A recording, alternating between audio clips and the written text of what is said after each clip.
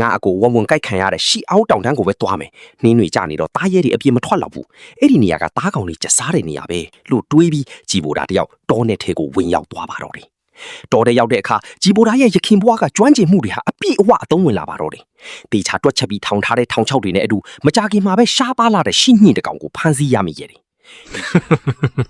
မင်းကကောင်မာလေးတယောက်ထဲအားကိုရမဲ့နေတာပဲငါရဲ့မယားငယ်လှုပ်လိုက်ပါလား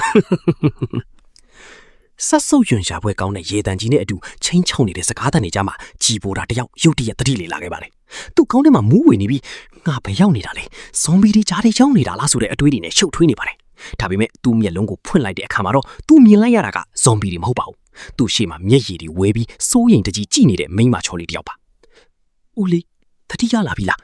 ထော်ပါသေးရဲ့အဲ့ဒီမိန်းကလေးရဲ့အတန်ကိုကြားလိုက်ရတဲ့အချိန်မှာပဲကြည်ပိုတာခေါင်းထဲကိုမှတ်ညံဟောင်းနေအဆက်မပြတ်ဝင်ရောက်လာပါတော့တယ်ဟုတ်ပါတယ်သူဟာအခြားကဘာတစ်ခုကလူတစ်ယောက်ရဲ့ခန္ဓာကိုယ်ထဲကိုကူးပြောင်းရောက်ရှိလာခဲ့တာပါသူရှိကမိန်းကလေးကတခြားသူမဟုတ်ဘူးသူ့ရဲ့မရီးဖြစ်သူပါရောက်နေတဲ့ခန္ဓာကိုယ်ရဲ့မူလပိုင်ရှင်ဟာလည်းနမေတူကြည်ပိုတာပါပဲလွန်ခဲ့တဲ့တစ်လကသူ့အကူဖြစ်သူဟာတောင်ပေါ်မှာအမဲလိုက်ရင်ဝုံဝုံကြိုက်ခံရကတည်ဆုံးသွားခဲ့ပါတယ်အဆိုးရွားဆုံးကတော့သူ့မရီးဟာမင်္ဂလာဆောင်ပြီးပထမဆုံးနေ့လင်မယားအရာတော်မမြောက်ရသေးခင်မှာပဲခင်ပွန်းတဲ့ဆုံးပါသွားခဲ့ရတာပါဒီလိုကြီးမားတဲ့တောကတံကိုမခံနိုင်ခဲ့တဲ့မူလာကြီးဘိုတာဟာစိတ်ဖောက်ပြန်ပြီးရွာကလူတွေဝိုင်းလောင်ကြတဲ့လူမိုက်တုံးအတူတယောက်ဖြစ်သွားခဲ့တာပါကြီးဘိုတာသူ့ကိုသူနှုံးကြည့်လိုက်တော့ကိုယ်ပေါ်မှာဖုံးကွယ်စရာဆိုလို့ဘောင်းမီလူလေးတစ်ထဲသာရှိပါတော့တယ်ဦးလေးယောဂါကြီးပြန်ထလာပြန်ပြီလားအကိုရဲ့တည်ဆုံးမှုကအရန်ရုတ်တရက်ဆန်လို့ရှိသမျှပတ်စံရွှေဖို့လေးကိုသူ့ဇာပနာအတွက်တောင်းလိုက်ရတယ်အပြင်မှာနှင်းနေအရန်ထူနေတယ်အိမ်ထဲမှာပဲနေပါအိမ်မှာဆန်နေပဲကြံတော့တယ်မရှိတော့တဲ့သွားပြီးစားစရာဟင်းသီးဟင်းရွက်သွားချလိုက်အောင်မယ်မကြီးဖြစ်သူရဲ့စကားသံတွေကနားကျင်စရာကောင်းတယ်လို့အပြင်မှာလည်းနှင်းမုန်တိုင်းကစက်တိုက်ကျဆင်းနေပါတယ်ဒီလောက်အီးခင်းနေတဲ့ယာတီဥတုမှာမိမသားတယောက်တောတဲ့သွားဖို့ဆိုတာကိုတီသွင်းကိုတူးနေတယ်လို့ပါပဲဒါကိုတိတဲ့ကြီးဘူတာကချက်ချင်းပဲသူမကိုတားလိုက်ပါတယ်မကြီးနှင်းနီအရန်ထူနေတယ်ကျွန်တော်ပဲသွားလိုက်ပါမယ်ဒီစကားကိုကြားလိုက်ရတဲ့မကြီးဖြစ်သူဟာအံ့အားသင့်သွားပါတယ်အရင်ကဘာမှမနားလေတဲ့လူမိုက်လေးကအခုလိုတီးတီးငင်ငင်ပြောလာတာကိုကျွန်တော်ရဲ့ယောဂါတွေအားလုံးပျောက်သွားပါပြီမင်းညာကနတ်သမီးတစ်ပါးကကျွန်တော်ကိုအတိညာဏ်ဖွင့်ပေးလိုက်လို့အခုဆိုရင်အိမ်မှုကိစ္စတွေဒါမှကအမေးလိုက်တာအချုပ်တာတွေပါကျွမ်းကျင်နေပါပြီမရှိတာအိမ်ကနေစောင့်နေပါမှုမတီတာဝင့်နိုင်တဲ့တန်ဘူးကြီးတားရည်အင်ကြီးချုပ်ဖို့ကျွန်တော်အမေးသွားလိုက်ခဲ့ပါမယ်ကြည်ဘိုတာကယုံကြည်မှုအပြည့်နဲ့ပြောလိုက်ပါတယ်တကယ်တော့ရခင်ဘွားကသူဟာတောရင်းရှင်တန်ရေး wilderness survival ကျွမ်းကျင်သူတယောက်ဖြစ်ပြီးစေးပညာနဲ့လက်နက်လုပ်တဲ့နည်းပညာတွေကိုပါကျွမ်းကျင်သူပါဒီလိုတောစွန်တောင်ချမှာအမဲလိုက်ဖို့ဆိုတာသူ့အတွက်အင်မတန်ရိုးရှင်းတဲ့ကိစ္စတစ်ခုသာဖြစ်နေခဲ့ပါပြီဒါပေမဲ့အိမ်မှာအနွေးတယ်ဆိုလို့မရီးဖြစ်သူရဲ့လက်တိုအင်ဂျီလေးတစ်ထည်သာရှိပါတယ်ကြည်ဘိုတာကအဲ့ဒီအင်ဂျီကြက်ကြက်လေးကိုအကိုဖြစ်သူခြံထားခဲ့တဲ့အမဲလိုက်လေးကိုကင်ပြီးနှင်းတော်ထဲကိုထွက်လာခဲ့ပါတော့တယ်အိမ်အပြင်ကိုရောက်တာနဲ့ကြည်ဘိုတာတယောက်ရွာထဲကအတင်းဖြင်းပြောတတ်တဲ့အတော်ကြီးဂူလန်နဲ့လူရုပ်မှာဝမ်မာတို့နဲ့ထိတ်တိုက်တိုးပါတော့တယ်ဟဲဘိုတာပါလားအမဲလိုက်ထွက်မလို့လားဝတ်ထားတဲ့အင်ဂျီကလည်းမင်းမကြီးရဲ့အင်ဂျီကြီးနဲ့လို့အတော်ကြီးတွေကဝိုင်းဝိုင်းထောင်ကြပါတယ်ဒီခေတ်ကြီးကစစ်ပွဲတွေကြောင့်ရွာကယောက်ျားအများစုစစ်ထဲပါသွားပြီးကြံရစ်သူတွေဟာငတ်မွတ်ခေါင်းပါမှုတံကိုစိုးရွားစွာခံစားနေရတဲ့အချိန်မှာတချို့ရွာတွေမှာလူသားချင်းချင်းကြံစားတဲ့အထိငတ်မွတ်နေကြပါပြီအဲ့ဒီအချိန်မှာပဲလူရုပ်မှာဝမ်မာထွက်လာပြီးဟဲ့ကောင်ကြီးဘိုးတာမင်းမကြီးငါစီကချေးထားတဲ့ဆန်ငါးကတ်တီကိုအမြန်ဆုံးပြန်ဆက်ဖို့သွားပြောချီ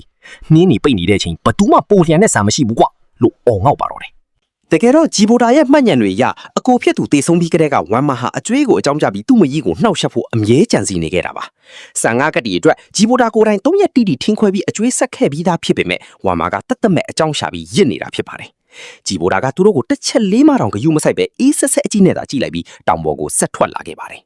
ငါအကိုဝုံဝုံကြိုက်ခံရတဲ့ရှီအောင်တောင်တန်းကိုပဲသွားမယ်နှင်းတွေကြနေတော့တားရဲတွေအပြင်းမထွက်တော့ဘူးအဲ့ဒီနေရာကတားကောင်တွေကျစားတဲ့နေရာပဲလို့တွေးပြီးကြည်ဘိုတာတယောက်တောနဲ့ထဲကိုဝင်ရောက်သွားပါတော့တယ်တော်တဲ့ရောက်တဲ့အခါကြည်ဘိုတာရဲ့ရခင်ဘွားကကျွမ်းကျင်မှုတွေဟာအပြည့်အဝအသုံးဝင်လာပါတော့တယ်တေချာတွက်ချက်ပြီးထောင်ထားတဲ့ထောင်ချောက်တွေနဲ့အတူမကြခင်မှာပဲရှားပါလာတဲ့ရှင်းညင်တကောင်ကိုဖမ်းဆီးရမိရဲ့တယ်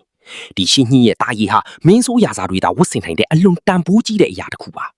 ါဒီနေ့တော့ကံကောင်းတာပဲဒီသားရီကိုရောင်းလိုက်ရင်ငါတို့မိသားစုစားဝတ်နေရေးအဆင်ပြေသွားပြီမကြီးချက်ပေးတဲ့ဟင်းသီးဟင်းရွက်စံပြုတ်လေးကိုတတိယလာပြီလို့တွေးပြီးကြည်ဘိုတာတယောက်ပျော့ပျော့ရွှင်ရွှင်နဲ့အိမ်ကိုပြန်လာခဲ့ပါတယ်ဒါပေမဲ့အိမ်ဝန်းထဲကိုခြေချလိုက်ချိန်မှာပဲသူကြားလိုက်ရတာကမလာနဲ့နော်ဆိုတဲ့သူ့မကြီးရဲ့အကြောက်တရားနဲ့အော်ဟစ်နေတဲ့အတန်ပါပဲကြည်ဘိုတာအိမ်ထဲကိုအမြန်ပြေးဝင်သွားတဲ့အခါတွေးလိုက်ရတဲ့မြင်ကွင်းကသူ့ရဲ့ဒေါသသွေးတွေကိုစုပွက်သွားစေပါတယ်လူရုံမှာဝမ်မာတယောက်သူ့မကြီးကိုအတင်းအဓမ္မကြံစီဖို့စ조사နေတာပါ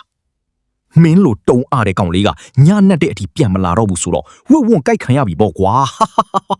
မင်းသာဒီနေ့ငါအလိုကိုလိုက်လို့ရင်ဆန်ငါးကတိအကျွေးကိုပြန်ဆက်เสียမလိုတော့ဘူးဆိုပြီးဝက်မာကရုပ်မာစွာပြောဆိုနေပါတယ်ခွေးတူလောင်စားမင်းငါမကြီးကိုများစော်ကားဝင်နေပေါ့လေကြည်ဘိုးသားရဲ့ဟင်းဟောက်တန်တဲ့အတူသူ့ရဲ့လက်သီးတွေကဝမ်မာရဲ့မျက်နှာစီကိုမိုးရွာချသလိုကြာရောက်သွားပါတော့တယ်ရှင်တန်ရေးကျွမ်းကျင်သူတယောက်ရဲ့ရိုက်ချက်တွေဟာတာမန်လူတယောက်ခံနိုင်ရရှိတာထက်အများကြီးပိုပြင်းထန်ပါတယ် ကဲကြပါဦးလူမိုက်ကလူတက်နေပြီကဲကြပါဦးဝမ်မာရဲ့အော်ဒန်တွေကြောင့်ရွာထဲကလူတွေနဲ့ရွာလူကြီးကျမ်းပေါင်ချွမ်မှာရောက်လာကြပါတယ်ကြည်ဘိုးတာမင်းဘာလုပ်တာလဲသူ့ကိုအခုချက်ချင်းလွတ်လိုက်စမ်းဒီလိုလုပ်ရဲ့အတွက်မင်းကိုအာနာပိုင်တွေစီအပ်ပြီးဝက်ချန်ထဲမှာရင်နှစ်တက်ရမယ်လို့ရွာလူကြီးကဒေါသတကြီးအော်ပြောပါတယ်မကြီးဖြစ်သူကကြောက်လန့်တကြားနဲ့ကြည်ဘိုးတာကိုကာကွယ်ပေးဖို့စူးစမ်းပြီးမြဲကြည်ဘိုးတာကတော့တီတီငိမ့်ငိမ့်ပါပဲအရင်ကလူမိုက်လေးမဟုတ်တော့မှအားလုံးတိသွားအောင်သူပြတာလိုက်ပါတယ်ရွာလူကြီးကျွန်တော်အကိုစုံပါသွားချိန်မှာမိသားစုကိုကျွန်တော်စီအနံသွားခဲ့တယ်ဒီလူကကျွန်တော်မရှိတဲ့အချိန်ကျွန်တော်မကြီးကိုအတင်းတမစော်ကားဖို့စူးစမ်းတယ် Great U နိုင်ငံတော်ရဲ့ဥပဒေအရသူတစ်ပါးရဲ့ဇနီးမယားကိုအတင်းတမစော်ကားဖို့စူးစမ်းသူဟာနေနှင်တန်းစစ်မှုထမ်းတန်းဒါမှမဟုတ်ခေါင်းဖြတ်တတ်တဲ့အထိအပြစ်ပေးခံရနိုင်တယ်ကျွန်တော်သူ့ကိုမတတ်လိုက်တာပဲကြီးစုတင်ရအောင်မယ်ရွာလူကြီးခမရဘလို့ဆုံးဖြတ်မလဲကြည်ပူတာရဲ့ဥပဒေကိုကိုးကားပြီးပိုင်နိုင်လာတဲ့စကလုံးတွေကြောင့်ရွာလူကြီးကရွာသားတွေပါပစက်အဟောင်းသားဖြစ်သွားကြပါတယ်ရွာလူကြီးကိုယ်တိုင်ဘာမှဆက်ပြောစရာမရှိတော့ပါဘူးဝါမမင်းအခုချက်ချင်းဒူးထောက်ပြီးငါမကြီးကိုတောင်းပန်လိုက်စမ်းကြည်ပူတာရဲ့ပြတ်သားတဲ့အမိန်နောက်မှာလူရုပ်မှာဝါမတယောက်တုံတုံညင်ရင်နဲ့ဒူးထုတ်ကြသွားပါတော့တယ်မကြီးချန်ကျွန်တော်ကိုခွင့်လို့ပေးပါကျွန်တော်မားသွားပါပြီဝါမဒူးထောက်ပြီးကောင်းသုံးချိန်တိုင်းဥချတောင်းပန်နေတဲ့မြင်ကွင်းကိုကြည့်ရင်ရွာသားတွေအားလုံးသိလိုက်ကြပါပြီ